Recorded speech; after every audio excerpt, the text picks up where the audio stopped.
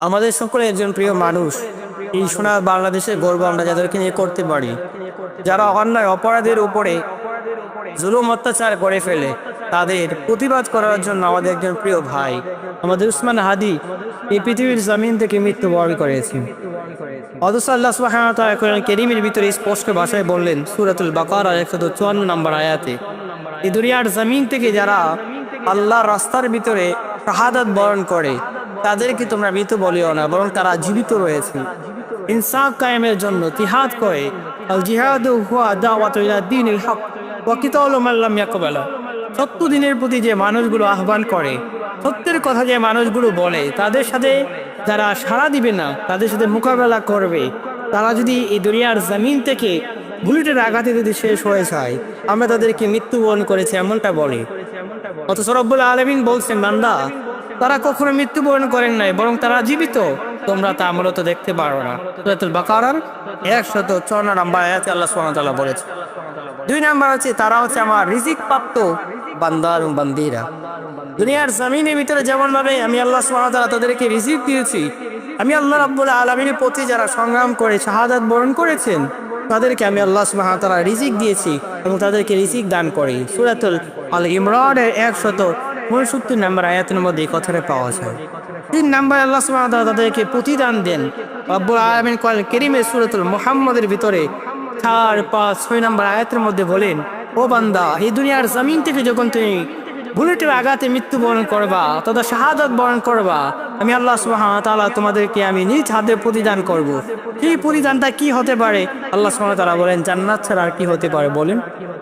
রব্বুল আলামিন বলেন, তাদেরকে আমি আল্লাহ রাব্বুল আলামিন জান্নাত দান করি। তবে আসুন আমরা জানি শহীদের মর্যাদা সম্পর্কে রাসূল সাল্লাল্লাহু আলাইহি ওয়াসাল্লাম কি বলেন। আল্লাহর হাবিব সাল্লাল্লাহু আলাইহি ওয়াসাল্লাম একটি চমৎকার হাদিস আপনাদের সামনে নোট করি। নবী সাল্লাল্লাহু আলাইহি ওয়াসাল্লাম এক হাদিসের মধ্যে ইরশাদ করেন, হে আমার দুনিয়ার জমিনের মানুষেরা শুনে রাখো, রব্বুল আলামিন নবী সাল্লাল্লাহু আলাইহি ওয়াসাল্লাম বলেন, সবুজ একটি পাখি এটার মতন করে আল্লাহ সুবহানাহু ওয়া তাআলা প্রতিস্থাপন করাবেন তার রূহটাকে যারা এই দুনিয়ার জমিনের ভিতরে শাহাদাত বরণ করেছেন। সবুজ পাখির মতন তার রূহটাকে মূলত স্থাপন করবেন। করানোর পরে এই যে আমাদের সে পাখি যেমন ভাবে তার ডানার মাধ্যমে উড়তে পারে, জান্নাতের ভিতরে শহীদরা উঠবেন এবং উড়তে উড়তে তারা আল্লাহ রাব্বুল আলামিনের আরশের ছায়া, আরশের স্থানের ভিতরে চলে যাবে। এমন তো অবস্থায় যখন ওইখানে আল্লাহ রাব্বুল আলামিন যার বাতির মতন থাকবে, ওইখান দিয়ে তারা মূলত প্রবেশ করবে শহীদরা। রব্বুল আলামিনের দিকে তাকিয়ে থাকবে। আল্লাহ সুবহানাহু ওয়া তাআলা বলবেন, হে আমার শহীদ বান্দা এবং বান্দীরা, তোমরা আমার দিকে এমন ভাবে তাকিয়ে রয়েছে কেন? আমি আল্লাহ রাব্বুল আলামিন যা বলেছিলাম তাকে আমি তোমাদেরকে দান করি নাই। শহীদরা বলবেন, রব্বুল আলামিন আপনি যা বলেছিলেন তার সব কিছু দান করেছেন। রব্বুল আলামিন আপনার কাছে আমি একটা জিনিস চাই। আল্লাহ রাব্বুল আলামিন বলবেন, ও আমার শহীদ বান্দা এবং বান্দীরা, তোমরা আল্লাহ রাব্বুল আলামিনের কাছে কি চাও?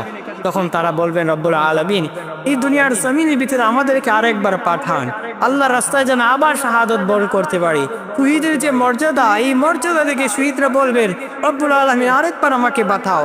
আল্লাহ রাব্বুল আলামিনের কাছে তারা বারবার বলতে বলতে এমনকি তারা 10 বার তারা বলবেন, আল্লাহ আমাদেরকে 10 বার পৃথিবীর মধ্যে পাঠান, আল্লাহ রাস্তায় শাহাদাত বরণ করি, আরেকবার পাঠান, আরেকবার পাঠান। আল্লাহ সুবহানাহু ওয়া তাআলা বলবেন, ও আমার বান্দা এবং বান্দীরা, শহীদ বান্দা বান্দীরা, তোমাদেরকে একবারে পাঠানো হয়, আর পাঠানো হয় না, একবারে তোমাদেরকে পাঠানো হয়। আমাদের হায়াত, আমাদের দৌলত একবার আল্লাহ সুবহানাহু ওয়া তাআলা দেন, বারবার আল্লাহ সুবহানাহু ওয়া তাআলা দেন নাই। 2 নাম্বার হচ্ছে শহীদদেরকে আল্লাহ সুবহানাহু ওয়া তাআলা 6টা পুরস্কার দান করবে। কয়টা? 6টা পুরস্কার দান করবে। 1 নাম্বার আল্লাহ সুবহানাহু ওয়া তাআলা বলছেন, তোমাদেরকে আমি আল্লাহ রাব্বুল আলামিন জান্নাতে প্রবেশ করাবেন। সরাসরি আল্লাহ সুবহানাহু ওয়া তাআলা শহীদদেরকে বলবে, ও আমার শহীদ বান্দা বান্দীরা, যাও জান্নাতে প্রবেশ করো। শহীদদেরকে আল্লাহ সুবহানাহু ওয়া তাআলা বলবেন, রক্তমাখা শরীরে কেন আসলা?